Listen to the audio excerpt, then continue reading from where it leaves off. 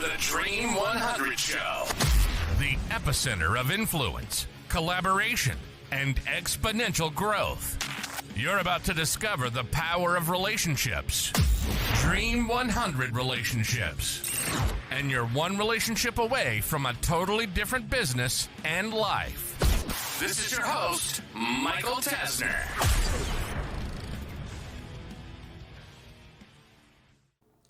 You and your team are sabotaging the growth of your business, and you don't even realize it. In today's episode of the Dream 100 Show, I wanted to talk through this very simple concept of how easy is it to do business with you. Over the last 45 days, I have had a ridiculous amount of travel. I travel a modest amount, and the last 45 days has just been off the charts, to where most of these trips have been back to back to back to back, maybe home for half a day at most, and then back on a plane, some speaking gigs, conferences, a little vacation in there, just a lot of stuff. And I share that because anytime I'm traveling, there's a lot of different businesses that you're going to end up interacting with. You have some that are the big behemoths, which are airlines. But then when we go down to the local level or the small biz level, which are you, the listener, you're interacting with restaurants. I'm interacting with potential things to do in an area.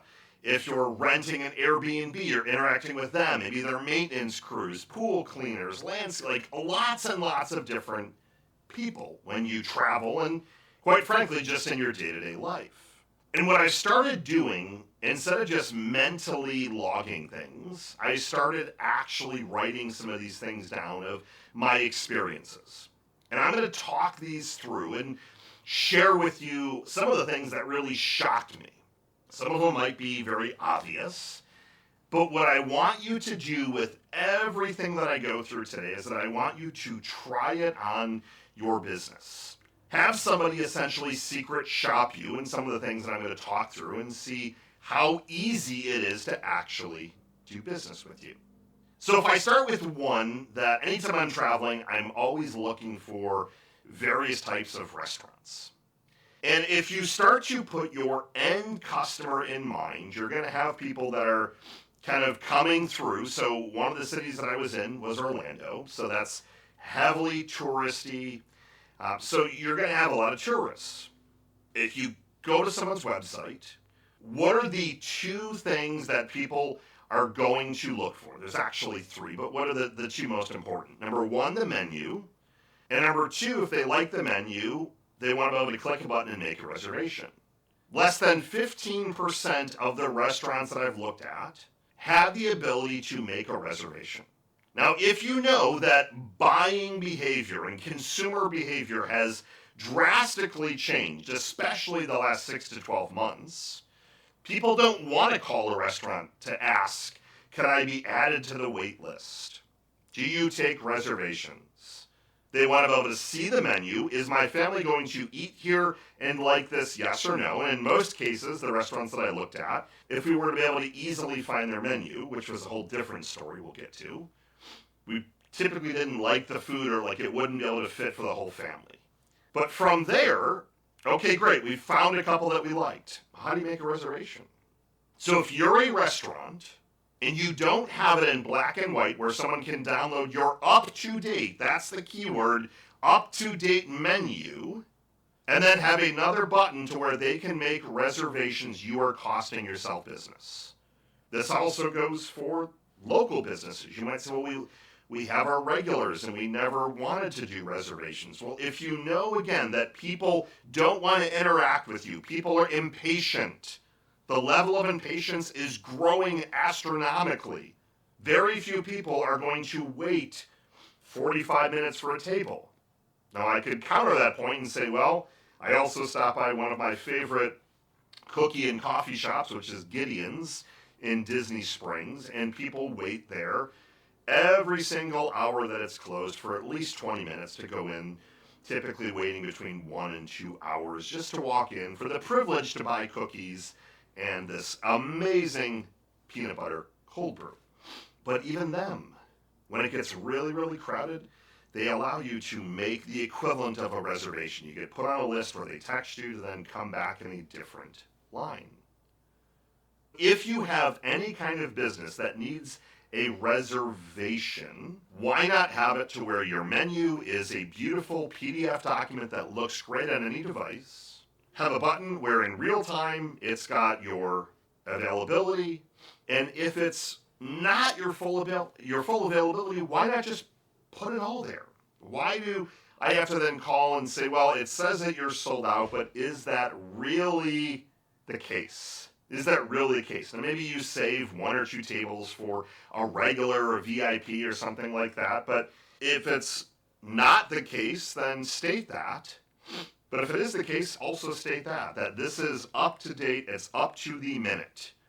You're welcome to come on and be put on a very long list of waiting, but this is what our history is. This is where things are, etc., etc. Be transparent about that. Easy to do business with. So restaurant is simply one category. But when you start to look at some of the other businesses that I have interacted with, and I'm going to talk through a lot of touristy stuff, but then I'm going to share a couple other examples that are more in the home services space. You go to a website, so if you're traveling and you're looking for things to do, why don't you have everything about your business on the website? Why are you directing people to call? The theme that you're going to hear repeated throughout today's episode is that people do not want to call you for information. They want to be able to see everything up front. They want to see all the pricing. They want to be able to see everything in black and white. They want all their FAQs answered. People want to be able to buy, show up, and get whatever they're looking for. Why do you think, if you look at Starbucks as a perfect example, look at the people that sit in Starbucks and walk in the regular line versus mobile pickup. If that one thing, if you think about that, if you have any kind of retail location, if you know that people really are not coming into stores and wanting to stay very long, and you don't have any kind of mobile pickup, bring stuff out to your car, or delivery service, you're going to be in for a rude awakening. This delivery service aspect is critical. More and more people are continuing to only look for things on DoorDash and Instacart, for example. If they want something now, their preference is that it's delivered to their front door in an hour. And they're willing to pay for that service. So again, if you have a retail business or you have a business that's delivering products, why don't you make it easy for people to do that? Why don't you have all of your products available? People can see what you have in your store in real time. Do you have it, yes or no? Because when I study Google reviews and look at the most negative things, with retail stores, a lot of the times those reviews are, they didn't have what I was looking for. They didn't have what I was looking for. Not in stock. I drove 45 minutes, they didn't have it. So if you start to anticipate all of that, why couldn't you have a text line? Text us to confirm that we have what you're looking for before you drive out. Every local business, every business in general, needs to be easy to do business with. And this whole notion of people not wanting to make phone calls, the buying behavior, the consumer behavior has shifted towards text. Been talking about this for 15 years. People don't want a phone call. So I'm looking at getting holiday lights permanently installed in my house. I went online, filled out 6 different forms, and then I started getting some automated messages, and then I started getting some stuff that was generic, and of the 6, 2 didn't even make a phone call. So when I go back to the initial piece of you don't even realize that you're sabotaging your results or your team is, most people don't even pick up the phone or return a phone call. Now, trades, so home services, are typically known to be one of the worst. Think about that. If you're in the trades, whether it's plumbing, HVAC, landscaping, etc., if the bar is so low that people are just looking for a response and you're not even responding, you shouldn't even have a website, have a phone number at all. If you're that busy that you can't take on any more work, then you should have nothing on there. You should have a website that says, we currently are booked up until XYZ date.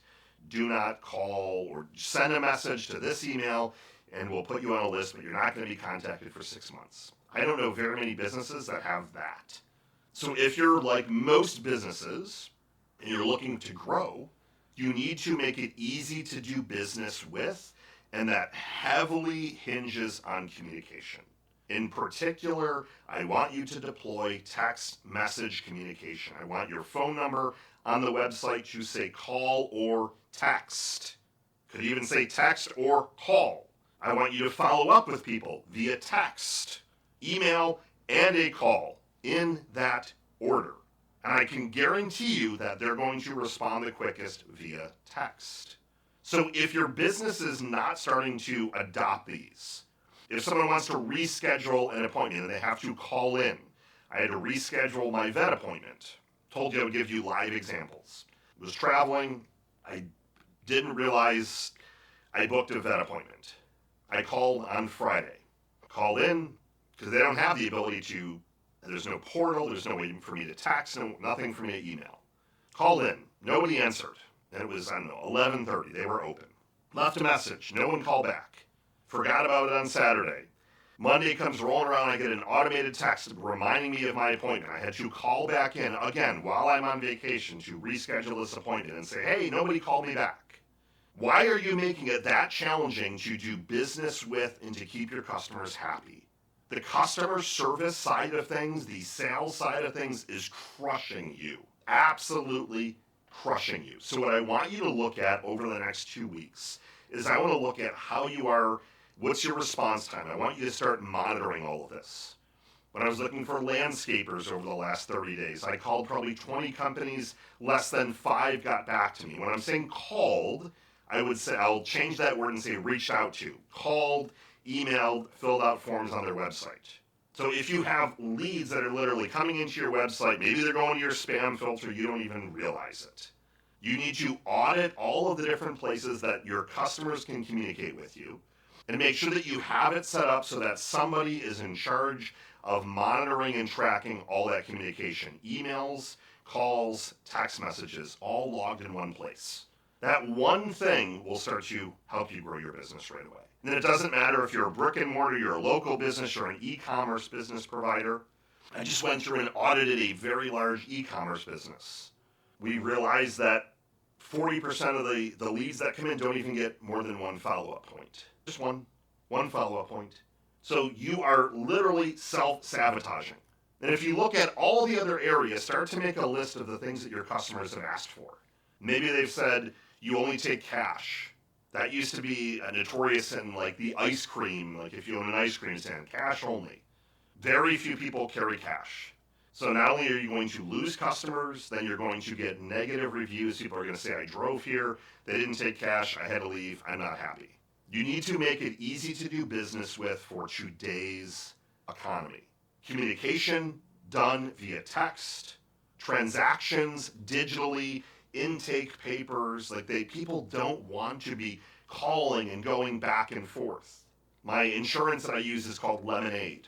It's designed for people that prefer to interact with an app. When I have a vet bill, for example, I scan a picture, it pulls things in via AI, I record a voice note, hit submit, done. I don't have to call, I don't have to email a bunch of people, I don't have to explain a bunch of stuff, all done electronically with ease. And what you'll find is that as you start to deploy these things, that also will help you make more money, but it's also going to start to save cost. Because as you digitize more things, that's when AI can start to help. The AI voice agents can be amazing today. They can do all of that intake process. They can gather all the information. Tell me a little bit more about the landscaping job you're looking for. Where are you located? What's the timeline? Project budgets? How fast do you want to have us call you or email you? And you're gathering all that information from an AI voice agent that then passes it through. Audit over the next 2 to 3 weeks how easy you are to do business with. Are the things your customers, again, are pushing you for that you don't have or don't do?